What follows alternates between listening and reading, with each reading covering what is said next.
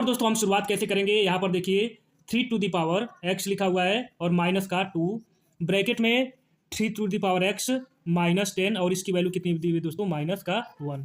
तो यहाँ पर दोस्तों एक जो रेसिप्रोकल का डिवीजन का नियम होगा कि अगर किसी चीज़ में 1 अपान मान के चलिए a to the power x लिखा है, तो दोस्तों जब यह वैल्यू ऊपर जाती है तो यह क्या हो जाता है, a to the power -x बन जाता है। तो इसी तरह से दोस्तों अगर आप यहाँ पर देखेंगे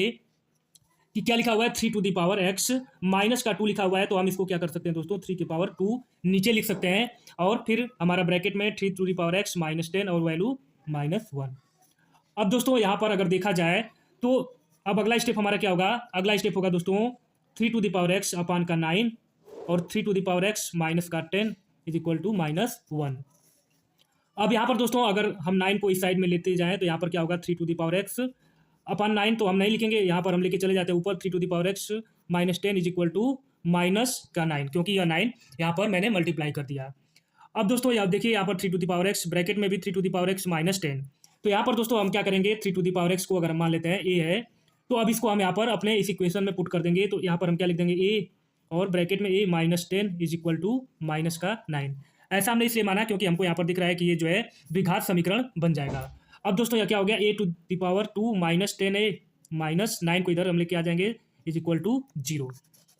अब यहाँ पर दोस्तों अब देखिए 9 का हम एक ऐसा फैक्टर करेंगे कि जिनको मल्टीप्लाई करने पर 9 आएगा और उनको ऐड करने पर 10 आ जाएगा, यानी कि माइनस का 9 और माइनस का 1 दो ऐसे फैक्टर होंगे, उनको अगर हम आपस में मल्टीप्लाई करेंगे तो प्लस का 9 और ऐड कर देंगे तो माइनस का 10 आ जाएगा। यानी कि अब हमारा जो इक्वेशन है दोस्तों वह क्या बन गया, a² माइनस का 9a माइनस का a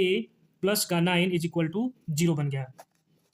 अब यहाँ पर दोस्तों हम आसानी से a कॉमन कर लेंगे तो यह क्या हो जाएगा, a माइनस का 9, यहाँ से -1 कॉमन कर लेंगे तो ये क्या बचेगा, a-9 इज इक्वल टू 0। अब इसमें क्या कॉमन है दोस्तों, a-9 कॉमन कर लेंगे तो यहाँ पर क्या बचेगा, a-1 और इज इक्वल टू 0। अब दोस्तों यहाँ पर या तो अब दोनों में से हम अलग अलग जीरो मान लेंगे, क्योंकि अगर ये जीरो होगा तभी तो इसकी वैल्यू जीरो आएगी और एक बार यह जीरो होगा तब इसकी वैल्यू आएगी, यानी कि a किसके इक्वल हो जाएगा हमारा, a-9 इज इक्वल टू 0, यानी कि a इज इक्वल टू 9। और एक बार a-1 को अगर हम जीरो मान लेंगे तो a इज इक्वल टू क्या आएगा, 1 आ गया। अब दोस्तों a को हमने क्या माना है, a को हमने माना है 3 टू द पावर x, यानी कि 3 टू द पावर x किसके इक्वल है दोस्तों, 9 के। तो x किसके इक्वल होगा, तो यहाँ पर हम 9 को क्या लिख सकते हैं दोस्तों, 3 की पावर 2, यानी x की वैल्यू क्या हो गई, 2 हो गई। और इसी तरह से दोस्तों हमने